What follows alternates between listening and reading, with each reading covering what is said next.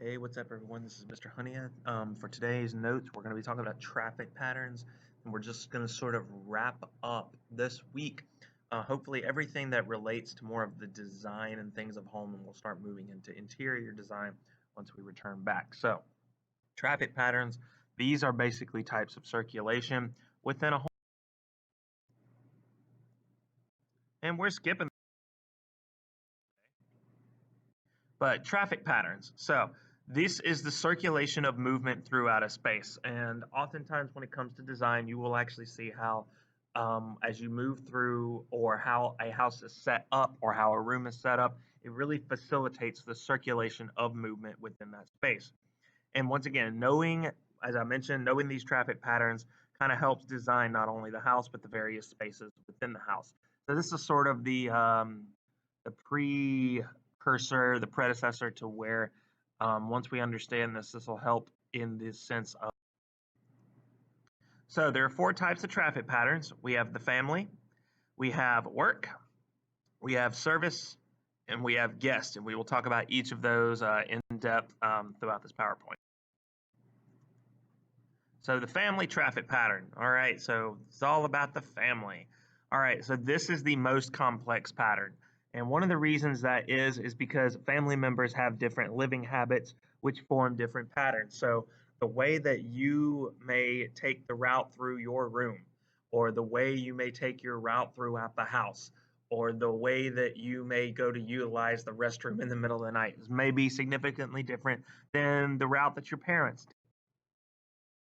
So, but anyway, the family traffic pattern must follow the guidelines. So these are the guidelines. Related rooms are close together. So, for example, what works best is that if you have bedrooms, bedrooms should all be close together from this standpoint. So you shouldn't have like one bedroom on one side of the house, then another bedroom all the way on the other side of the house. So related rooms must obviously be close together. A bathroom is located close to the bedroom. That's just kind of like a given. Obviously the family uses the restroom, and you either want it attached to the bedroom like a master bath, or at least in the hallway close by. Indoor living area is readily available to outdoor living spaces. So for example, you have like an indoor living area, maybe a living room, a den, and then you can easily walk out and enjoy an outdoor living area. Excessive hall space is avoided, and then hallways never end on an outside wall. So in other words, that you don't have a hallway that just goes down the hall and then it just ends on an outside wall. There's either a door that leads to a different part of the house, or there's a door that leads to the outside. And then rooms are not cut in half by traffic pattern. What this means is that if you have a room, you're not going to cut it in half by a traffic pattern. Or, for example, you're not going to have to utilize one room to get to another room. And then high frequency routes are short and simple, so free of major obstructions like furniture and things of that nature. So if you're constantly going the same route and you're constantly walking and taking the same path through the house, you want to make sure that there's no furniture in the way.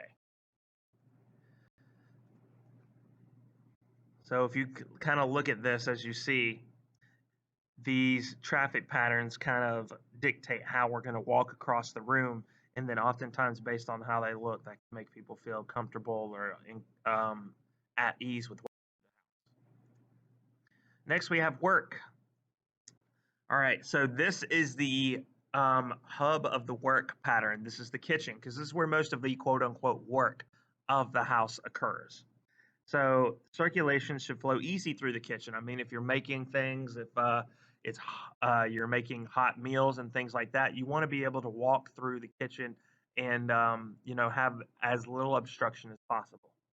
So kitchen and dining areas should be adjacent to each other. So in other words, if you look at a good decent house with a actual, by decent I mean like decent sized, or things of that nature. But if you look at a floor plan that's set up um, to be, if you look at a floor plan that is set up to be most easily used, you will have the kitchen and the dining area often right next to each other if you think about it. And then the kitchen and service entrance should also be adjacent. What the service entrance is, we'll talk about that in a second. So with the work traffic pattern, one of the big things is any area in the home in which work is performed should be easily accessible to those who use it. You shouldn't have anything obstructing the kitchen area and things of that nature. And then another thing that we're going to be discussing, and you'll be doing an assignment on later, is the work triangle. And this is the traffic pattern between the sink, the refrigerator, and the cooking units. So the range, the oven, the microwave. And how this work triangle sets up kind of dictates how easily that you can move about the kitchen and do things.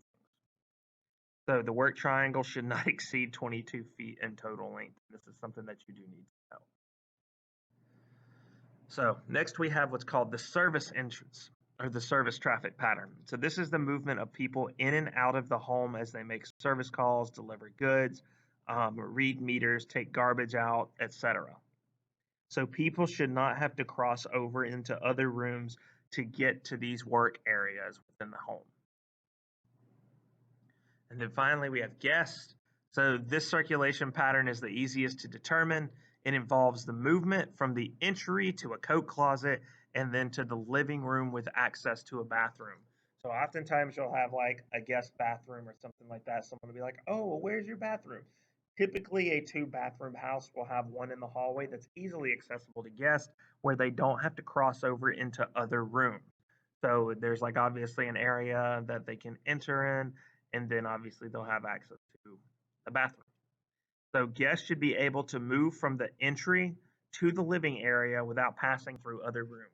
Because if you think about it, you don't want guests walking through your bedroom and all that kind of stuff to get to the living room and things of that nature. So, if you want to have the guest room that is there, a living room, things of that nature, you want to make sure that they can move from the entry of the home to this living area and then obviously not have to worry about crossing paths with other rooms.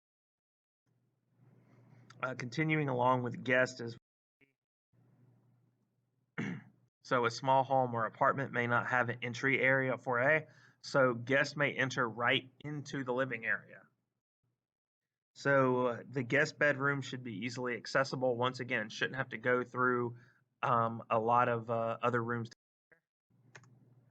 And then when evaluating a floor plan, you want to take into consideration where the furniture will be placed in relation to the circulation pattern. In other words, how people are going to go about the room.